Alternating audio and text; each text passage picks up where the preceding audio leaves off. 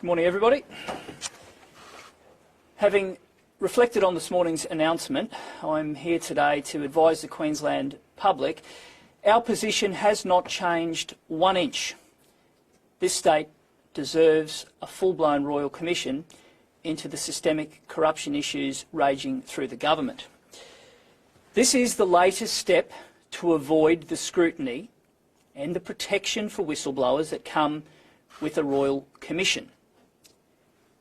This is now the 5th review the Premier has announced or pointed to in the past month since the start of the integrity crisis, and all of them have one thing in common. They fall short of what a Royal Commission will deliver.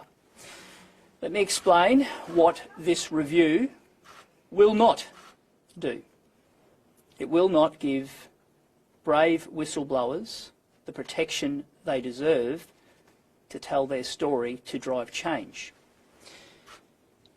It will not hold those ministers accountable who have clearly misled Parliament, including like things, the use of private emails. It will not get to the bottom of a culture where Labor lobbyists are operating out of a government-funded building, treating taxpayers' resources as a plaything, being puppet masters, and a government that stopped governing for Queenslanders and is governing for their mates. It will not get to the bottom of the raid of the Integrity Commissioner's office, what the Premier knew and when she made the referral to a parliamentary committee of which she had the numbers. And you know what else it won't reveal? It won't reveal what was on that laptop. The laptop of a brave Integrity Commissioner who was making probes about lobbying that was getting a little too close to home. A laptop that was taken, its contents erased. You won't get to the bottom of that. Finally, before I hand over to our integrity spokesperson, Fiona Simpson, I just want to make this point, and I can't believe I have to tell the Premier this. A former Labor Party member who was a Labor Party donor in the lead up to the last campaign is not the most appropriate person to review Labor Party corruption issues in this state. Over to you, Fiona.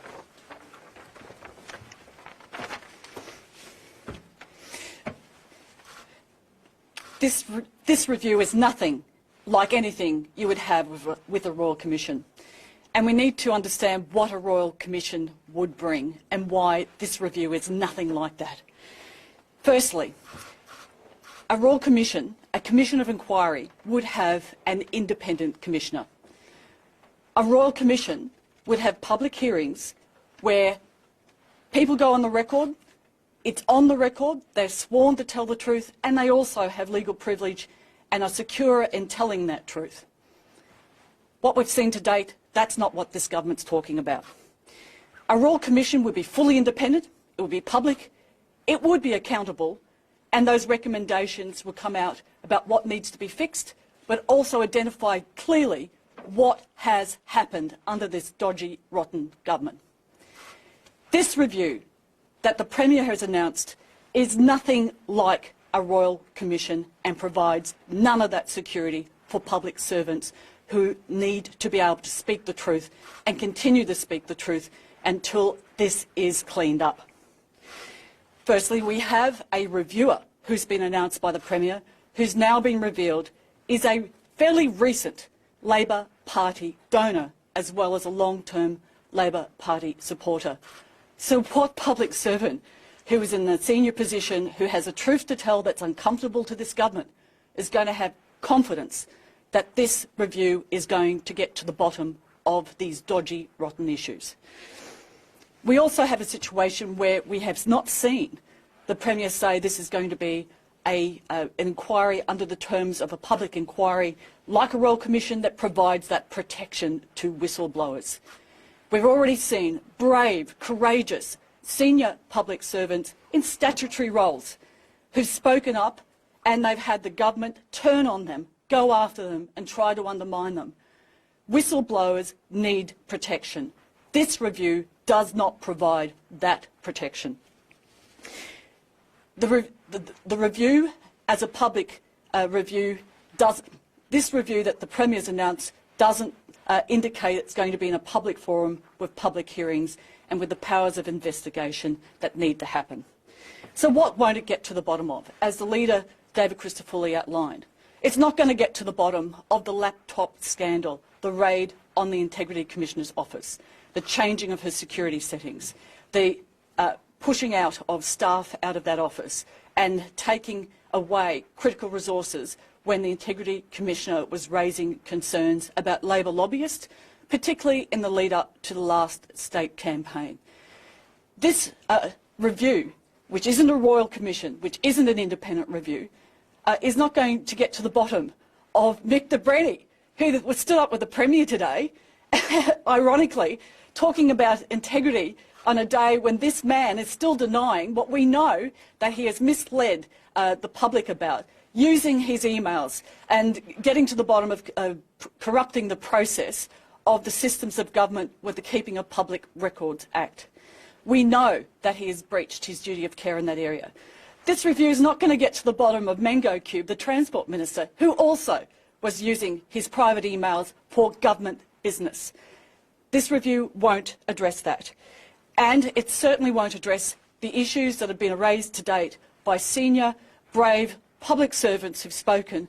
But there are many, many more. And I have been amazed as I've been moving around the state, hearing from many different public servants who've said, keep going, because we need that independent, true Royal Commission, because there is more, it needs to be dealt with, and this is about the integrity of the systems of government for ordinary, everyday Queenslanders and every hard-working public servant who knows that this dodgy, rotten government is good at cover-ups, but it's not good at getting to the bottom of the issues. Only a truly independent Royal Commission with an independent Commissioner who has the power to get to the bottom of the truth, to give that certainty for whistleblowers that they're not going to be have the blowtorch put upon them for speaking the truth. Only that Royal Commission will get to the bottom and clean up this dodgy, rotten government. Thanks, Fiona, and thank you, David, Leader of the Opposition, Jarrod, Bleijie, Shadow Minister for Finance and Manager of Opposition Business. Well, I don't know about you folks, but every day that I hear and listen and watch the Premier speak, it's like a different person. Whether it's one day she stands up and she says, I see nothing, the next day I know nothing, the day after that I hear nothing, and then today she's listening. Well, this is despite her Deputy Premier and Treasurer for the last 3 weeks say they've been listening to their constituents and when they've gone around Queensland, and they said no one has raised any of these issues. They mudsling. For 3.5 weeks they've been mudslinging against the whistleblowers, against the opposition. They said people are making things up. And all of a sudden today, we had the Premier out now listening, and she's announced this dodgy review by a Labor Party donor, Labor Party supporter. It just blows me away every time I see the Premier get up. It's like she's trying to convince people that she's now listening and now acting on all these things. So can I just say to Stephen Miles, who talks about vibes, I've got to say there's a bad vibe about this. And there are vibes running through the Premier's office in all directions. And it's a rotten vibe which will not go away, despite the fact the Premier has announced today a non-independent review. And I'll tell you why it's not independent. He's a former member of the Labor Party. He's a former donor to the Labor Party. He's conducted countless reviews for Labor Party governments. He's a Labor mate. When government integrity is in question, you don't appoint your Labor mate to review the integrity issues. This is the type of review that Sir Humphrey Appleby would do when he doesn't want to have a review. That's what this is. And I think Queenslanders will see right through it. And I've got to put to you folks, there is a clear conflict of interest, with Professor Peter Coldrake conducting this inquiry into the Labor Party culture. But you know what, it's not an inquiry into Labor Party culture. The Premier's own terms of reference she announced today said it's a review in the Queensland public service culture. Well, can I say to the Premier, it's not the culture of the Queensland Public Service that needs reviewing. It's the culture of the Queensland Labor government that needs reviewing. And no matter how many reviews, 5 announced already, 5 reviews into cultural issues in this government, nothing will stop the fact that we need a full Royal Commission. Now, these whistleblowers that have been speaking, we've been speaking to whistleblowers. They don't have confidence that a Labor Party donor and a Labor Party mate will pass on their concerns. They don't have whistleblower protection under a review. And I was angry when I heard the Premier say this morning, blaming public servants about all these issues in the last 4 weeks. She's continually blamed public servants, said whistleblowers weren't speaking up. Now this morning in her press conference, she talks about training public servants, educating public servants. She went as far to say that I understand that public servants haven't coped very well working from home during COVID. Is she seriously suggesting COVID and public servants working from home has created the integrity issues of the government? No, that is baloney. What's created the integrity issues of the government is weak leadership, a Premier that does not conduct proper reviews into her own ministers and conducts these dodgy reviews that we see announced today. I've got to say, the Palaszczuk government is plagued by paralysis in terms of the reviews that they're announcing. People won't come forward and give Professor Coldrake whistleblower information that should be going to the Crime and Corruption Commission. And I've got to say in this, a Premier for 4 weeks, when she's saying there's no issues, nothing to see here, has said we have the appropriate checks and balances. You all heard her say we have all the checks and balances. We have a standing Royal Commission, the Crime and Corruption Commission, she said. And then today she announces a review, despite the fact for 4 weeks she's been saying we don't need a review because we have the appropriate checks and balances. Well, the CCC is being reviewed by its own Royal Commission. Apparently they're reviewing the issues of the Public Service Commission into that. The Economics Committee, as I put to you yesterday, should be reviewing the issues of the Public Service Commission and the attacks on the Integrity Commissioner and her independence. So again, I'll finish on this. I say to Premier Palaszczuk, Treasurer Dick and Deputy Premier Miles, the issue and culture is not an issue in the Queensland Public Service. I think you ought to look closer to home, look at the Labor Party and look at the Labor government that you run. That's where you'll find the issues of corruption and dirty, rotten government. Happy to take questions, and then Amanda is here on another issue. Will you accept any of the findings of this review?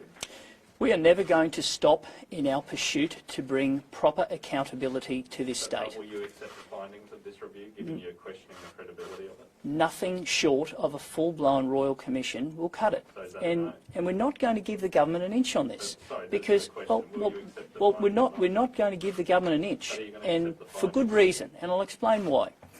Because throughout this, every time an issue has been raised in the past month, every time, there's been a press conference announcing something on the edges, something to relieve pressure.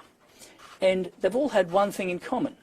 It's all been about riding a media issue out rather than stamping a corruption issue out. And you can't credibly say that the best way to get to the bottom of systemic corruption is to have a review done by someone whose independence has to be questioned from the very get-go. So You can't. Yes or no? You can't. No question, though, David. Would you accept the findings or not? Good oppositions are diligent and put forward credible alternatives. We have put forward the most credible alternative, and we've experienced the darkest month in this state's integrity history in over 3 decades. And what brought it to a head when that happened last time? It was a full-blown Royal Commission. And nothing short of that will give Queenslanders the confidence they deserve that the government is serious So about you won't it. accept the findings? I mean, Nothing. It's a pretty straightforward question. Will you accept the findings or not of this review? We won't be giving the government an inch of ground in our quest for a Royal Commission. And the first line that I said today is, having reviewed the Premier's statement, we are more determined to bring that to the Queensland public. And the response we have received in the past month shows that Queenslanders value this. And we're not going to allow the government to try and cherry pick little bits to look as though they are acting, because nothing we have seen to date shows that they view this seriously. And today's announcement of the review, done in this manner, with someone whose independence, even from a perceived point of view, can never truly be clear. That's not the kind of government wanting to stamp out corruption. You have questioned these independents. The LNP used Peter Coldrake in 2014 to conduct a review. What's changed since then to now? Two things. First, any review has to make sure this is a review that specifically goes to the conduct of the government. That's the first thing.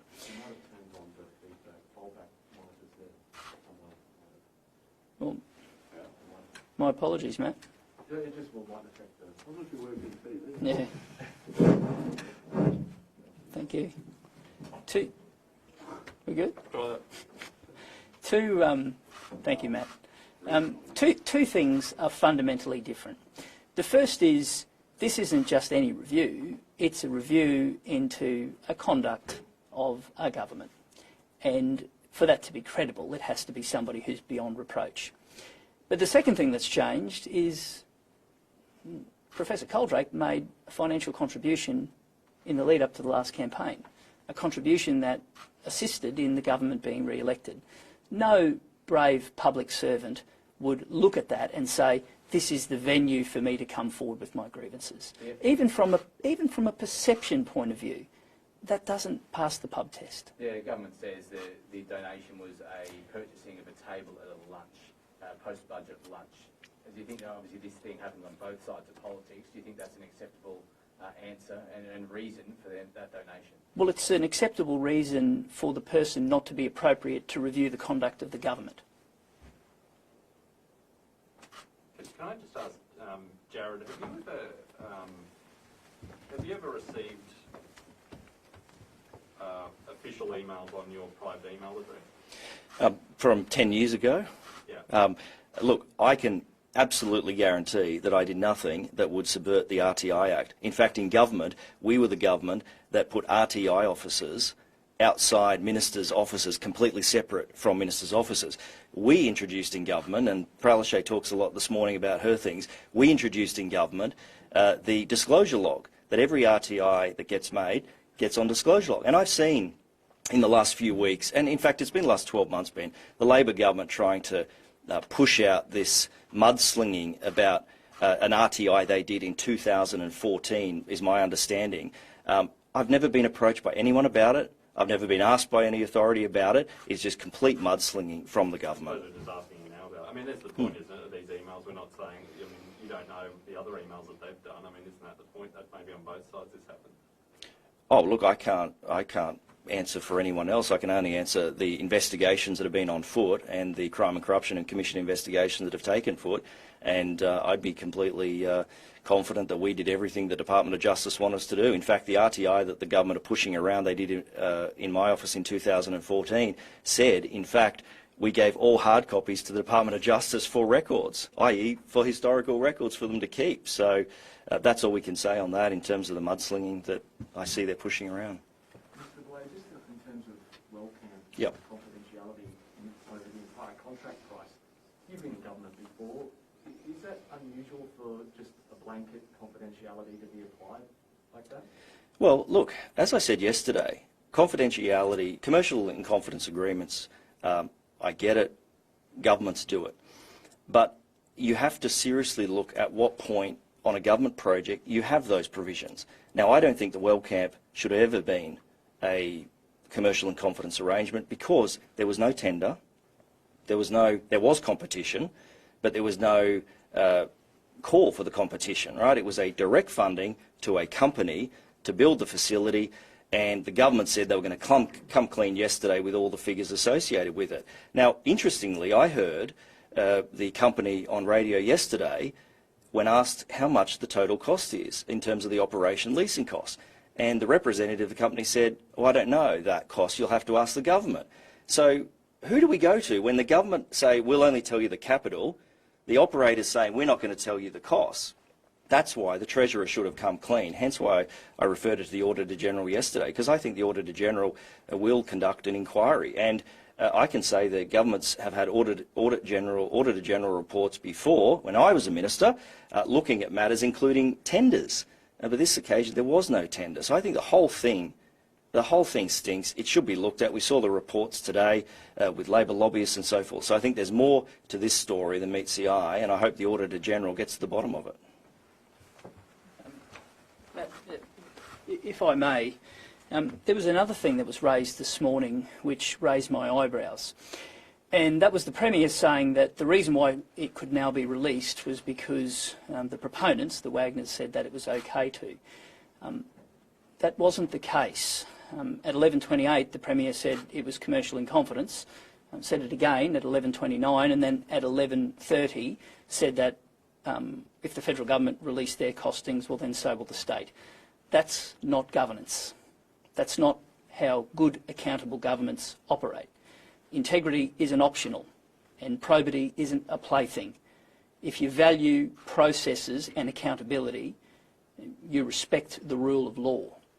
And that statement this morning is actually factually wrong.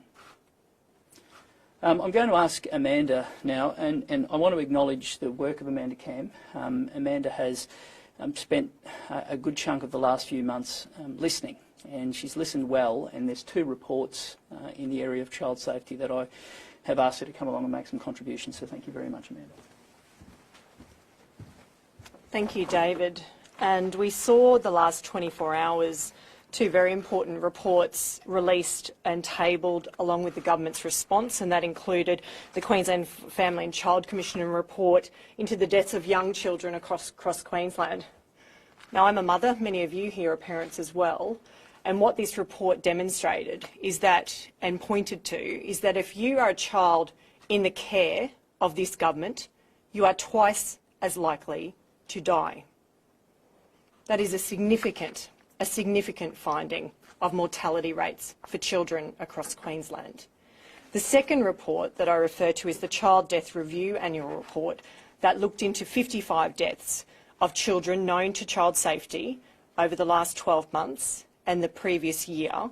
And what that found were systematic failings of the child safety system across our state that are putting children back into harm's way, that are exposing children to drug use like ice, that are placing children in situations of domestic, family and sexual violence.